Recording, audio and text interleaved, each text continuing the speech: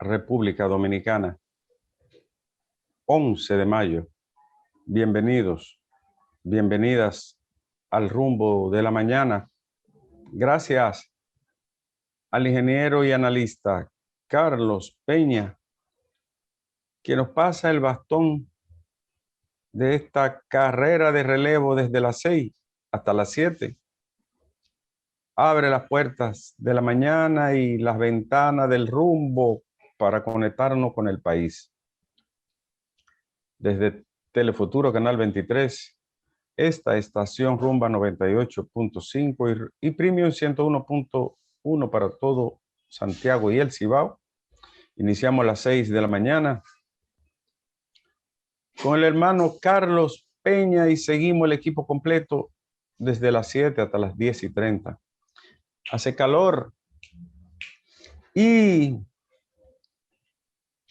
don Fafa Tavera, Domingo Páez, Patricia Arache, Francis, Jorge, un servidor y en los controles Isidro Labur y nuestra productora general, la brillantísima Jessie Pérez. Nosotros que ya iniciamos como un espacio de solidaridad y apoyo a los vulnerables rumbo al pueblo, con la colaboración de amigos, personas y empresas y también entidades públicas que se solidarizan con causas de personas que son afectadas en su salud, en sus derechos. Y ya iniciamos bajo la conducción de Domingo Páez, como siempre, en este histórico espacio de rumbo al pueblo, que es un oído y una mano para la gente desesperada. Pues, antes de entrar en el comentario central, que será uno solo hoy, solicitar otra vez a las autoridades de salud un hospital para la región sur de la República, un hospital regional de tercer nivel, un hospital que tenga un centro de trauma, como se merecen los habitantes de las 10 provincias del sur dominicano. Una información de último momento es en la frontera con Dajabón y el río Masacre. El general Durán, otra vez,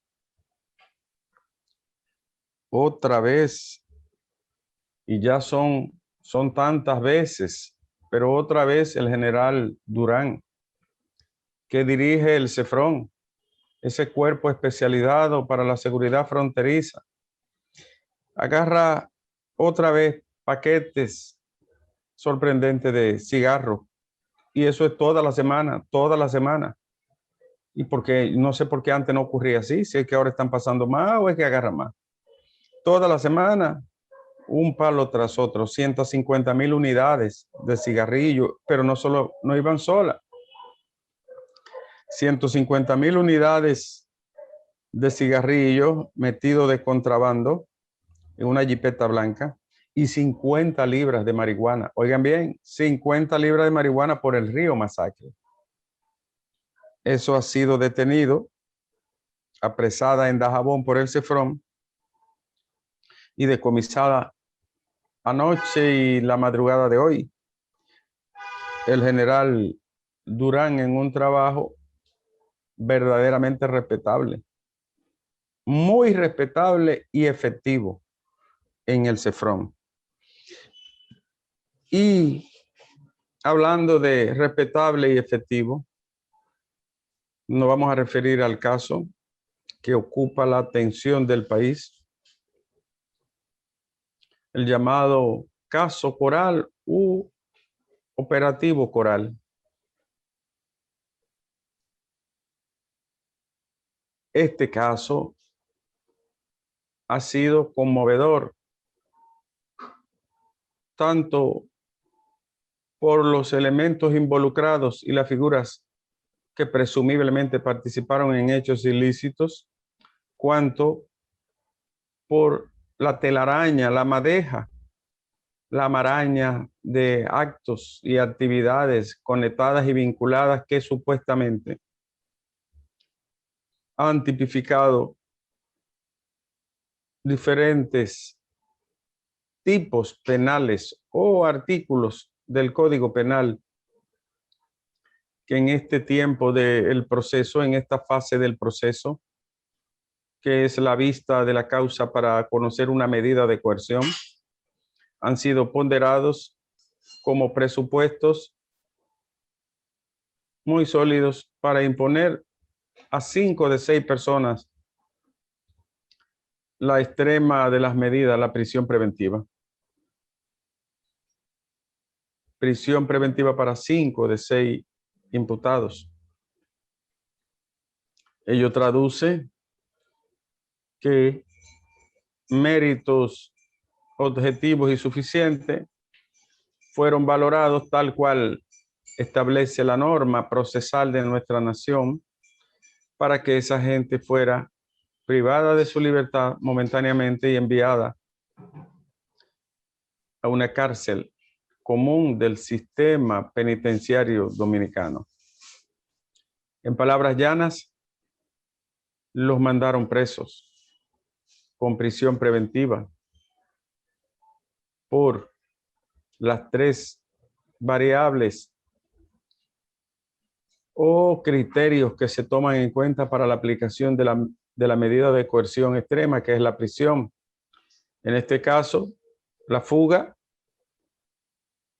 que vayan a desbaratar, alterar o a escamotear pruebas. Y tercero, que no muestren arraigo y se escamoteen del proceso, se evadan del proceso. Esos son los criterios para imponer la prisión preventiva. En palabras llanas y grosso modo. Ahora, ¿qué ha significado este caso y por qué ha tenido tanta contundencia y por qué ha tenido un impacto tan absorbente en la sociedad? Probablemente, y hay que creerlo, porque se trata de la primera vez que un alto oficial activo es procesado y llevado a la cárcel por el conocimiento de una causa que le involucra como uno de los sujetos activos y partícipes de hechos de los cuales se le acusa. Es probable que esta sea la primera vez en la historia moderna de la República Dominicana que un general, un mayor general, con su rango y con la función de cuidar a un presidente primero y expresidente luego, sea traducido a la justicia y se le aplique la medida de prisión preventiva.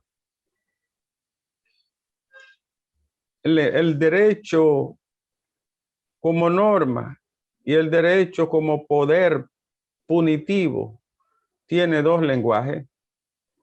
El llamado lenguaje técnico, en este caso técnico jurídico, y el llamado lenguaje simbólico. ¿Y cuál es el lenguaje simbólico del derecho? El derecho manda un mensaje, a veces abiertamente claro, otras veces de forma subliminal, pero de forma simbólica, que está diciendo: esto te pasó a ti, te puede pasar a ti, y a aquel, y al otro, y a nosotros. Ese lenguaje del derecho se llama prevención general positiva, que es una de las características que tienen las medidas punitivas, sobre todo cuando son privativas de la libertad. Esa forma de ver la norma y de recibir el lenguaje del derecho forma parte de el modelo también de política criminal en el aquí y ahora de los procesos. El derecho tiene un lenguaje constatable, objetivo, el lenguaje del día a día del derecho, pero tiene también la justicia este lenguaje de hasta ti puedo llegar y a aquel y al otro. Y eso genera disuasión y preocupación en las personas que pueden incurrir en la desviación social o en eso que llaman infracciones o delitos. Y eso ocurre en todas partes. En unos con más intensidad, en otros con menor intensidad. El lenguaje simbólico que ha mostrado el sistema de justicia en esta ocasión ha sido totalmente atípico. Ha tomado a gente de poder, lo está procesando, lo está enviando a un lugar donde se le conmina de su libertad temporalmente y está decomisando bienes y diciendo voy por más.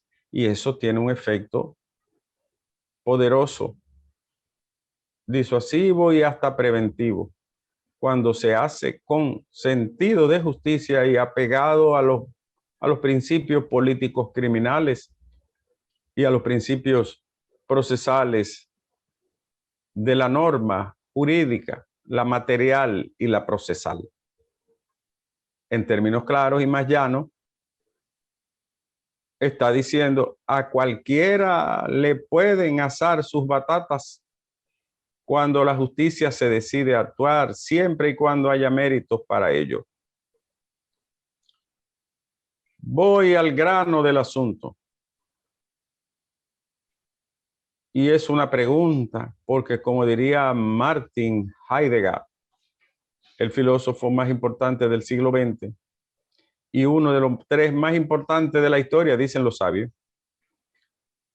todo preguntar es una búsqueda, y yo ahora estoy buscando respuesta. Y mi primera pregunta es, pueblo dominicano, ¿es este el inicio del fin de la pétrea impunidad que ha regido este país? ¿Es este el inicio del final de un modelo podrido pero sostenido en el tiempo sobre bases de no castigar ni perseguir a los poderosos? ¿Es este el inicio de la caída de un sistema de impunidad crónico y enfermo en el tiempo que afectó tanto a la sociedad dominicana? Otra vez reelaboro la interrogante. ¿Es este el comienzo del final de una impunidad cultural, política e histórica que parece no tener fin en la República Dominicana? Y ahí mismo concateno. Y esto no tiene que ver nada con las personas que están siendo procesadas, sino con un histórico comportamiento de una justicia totalmente ciega frente a la gente de influencia o de poder. Tenemos 27,000 presos en las cárceles dominicanas. De esos 27,000 presos en las cárceles, no hay uno solo que esté detenido por corrupción administrativa. ¿Cómo es posible que casi con 30,000 presos en nuestras mazmorras del viejo sistema y del nuevo modelo penitenciario no haya una condena sobre un solo acto de corrupción? ¿Por qué no tenemos ni una sola persona condenada por haber defraudado las normas, el rol y por haber manipulado, actuado de forma impúdica con los recursos públicos? ¿Por qué no hay un condenado durante tanto tiempo cometiéndose fechoría en la administración pública, escamoteando recursos, dilapidando, malversando y usando de forma indebida el dinero tan sacrificado de un pueblo pobre? ¿Por qué otros países tienen personas condenadas por corrupción? Guatemala, Honduras, El Salvador, Costa Rica, Argentina, Chile, Paraguay, México, Brasil, Perú, Puerto Rico. ¿Y por qué República Dominicana no tiene ni un solo castigado en el marco de la justicia por actos de corrupción y por depravación en el manejo público del dinero? No lo tiene porque ha primado un modelo de impunidad histórico en el que los partidos políticos y el liderazgo tradicional se hace de la vista gorda y de manera connivente y cómplice. no solo han secuestrado la justicia, sino que también han llegado a una especie de pacto silencioso en el que se comprometen a no perseguirse, a no castigarse. ¿Qué ha ocurrido en esta ocasión? Que de forma típica, el órgano persecutor, el gerente de la investigación, el órgano garante de la cadena de custodia, el líder de la investigación en la política criminal del Estado, se llama Ministerio Público del país, pero con la cabeza de la Procuraduría General de la República. ¿Y qué acontece? Que ese órgano, esa cabeza y ese líder, por primera vez en muchos años, no es un hijo putativo, obediente o legítimo o bastardo del poder político. Es la primera vez en muchos años que colocan a una persona que no tiene ligamen con el presidente ni el partido de turno. Y en esta ocasión, esa ruptura pequeña, pero significativa, esa ruptura casi imperceptible, pero ponderable, esa ruptura de Ministerio Público y presidente matrimoniado, históricamente se rompe en una fina cuerda con un nombramiento y un decreto. ¿Y qué hace esa cabeza del líder que es mencionado 143 veces en el Código Procesal? El Ministerio Público es el instituto que más se menciona en un Código Procesal, 143 veces, porque es la cabeza, además la representación de la sociedad en el aparato de justicia y es el brazo político del Estado en la administración del aparato judicial.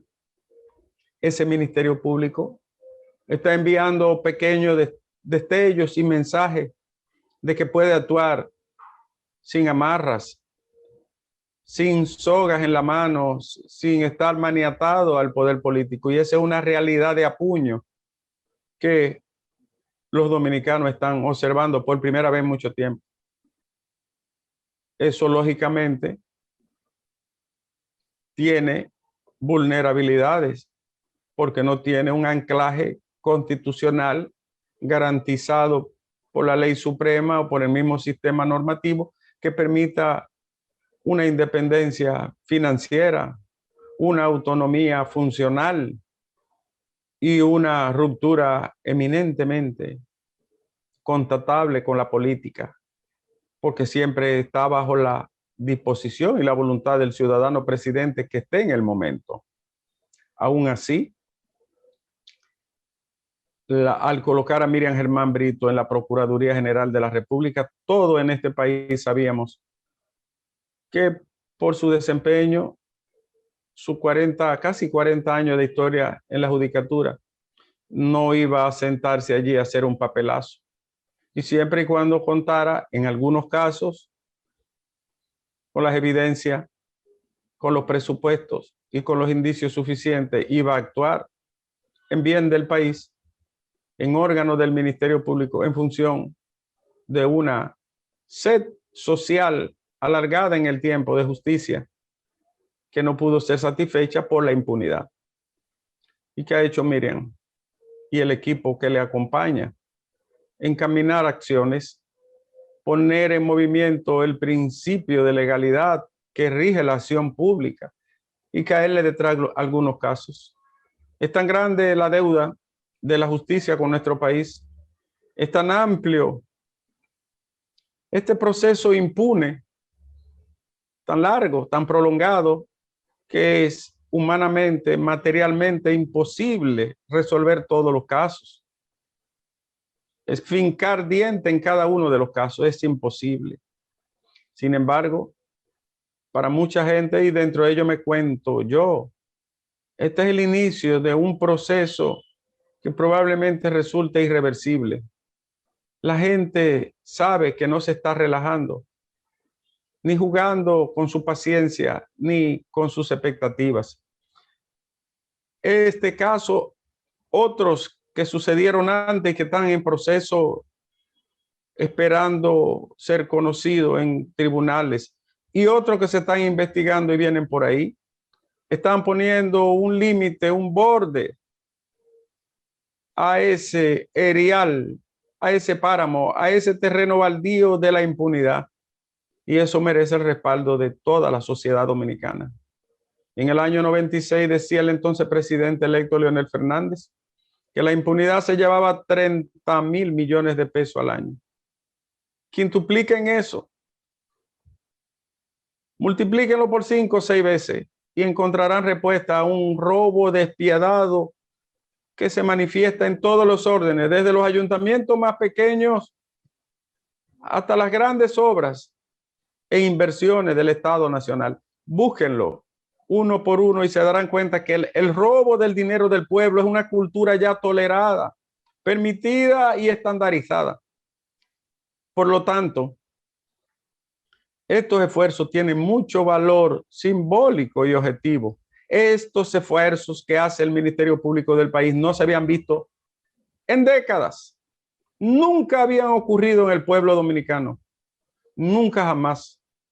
Y tiene un valor enorme y un quilate extremadamente sobresaliente, porque es el principio de una concepción en el que el Estado de Derecho por primera vez asoma para decir cualquiera puede ser procesado y en cualquier momento. Apoyo total e irrestricto a la cabeza del Ministerio Público y a quienes le acompañan en esta épica batalla por la decencia nacional, contra la corrupción y la impunidad, y por un Estado de Derecho, Estado constitucional, social de derecho, en el que la ley no solo ataque a los miserables y a los pobres de la patria, sino que nos mire a todos en una aproximación de igualdad en el que nadie escape al brazo de la justicia. Por eso, finalmente, la operación Coral no puede verse como una venganza ni una celebración, ni puede verse como una algarabía momentánea de a quien se le debe aplicar justicia porque sea contrario o porque no sea de nuestro afecto, agrado. No, es el inicio de un derrumbe, de una muralla odiosa y perversa que se ha construido en el tiempo por los políticos dominicanos, solo por los políticos que también se amparan en empresarios, comunicadores, religiosos, militares y otras especies para defraudar la nación. Enhorabuena, este y los casos que vendrán. Bienvenidos sean. Y agradecimiento eterno al Ministerio Público histórico que marca la pauta del momento que vive el país, Isidro.